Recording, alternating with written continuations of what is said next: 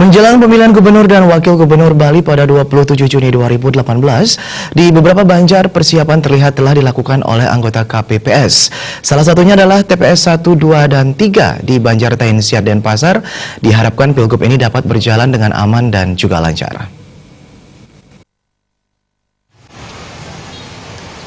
Beginilah suasana persiapan di TPS 1, 2, dan 3 Desa Dangin Puri Kajah, Banjar Tainsiat. Persiapan pencoblosan di Kelurahan Tainsiat sudah berjalan dengan baik.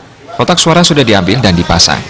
Jalur keluar masuk pemilih juga sudah diatur oleh kelompok panitia pemungutan suara KPPS. Menurut Perbekal Desa Dangin Puri Kajah, Anagung Gede Ngurah Cahyadi, persiapan ini dilakukan terkait kunjungan dari Wali Kota Denpasar.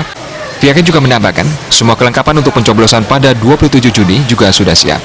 Khusus TPS Banjar Tainsiat, jumlah pemilihnya mencapai 1.537 orang pemilih. Ini persiapannya pagi hari ini karena terkait akan ada kunjungan Pak Wali Kota atau mungkin Pak Panglima juga terkait dengan menjadi persiapan, makanya kami lebih pagi hari mempersiapkan TPS berapa saja di sini?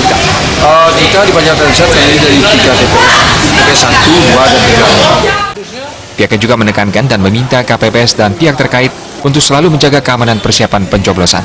Diharapkan pula masyarakat menggunakan hak pilihnya di TPS yang telah ditentukan sesuai dengan hati nurani dan tanpa ada tekanan atau intimidasi dari pihak manapun. Ngurah Wira, Bali TV.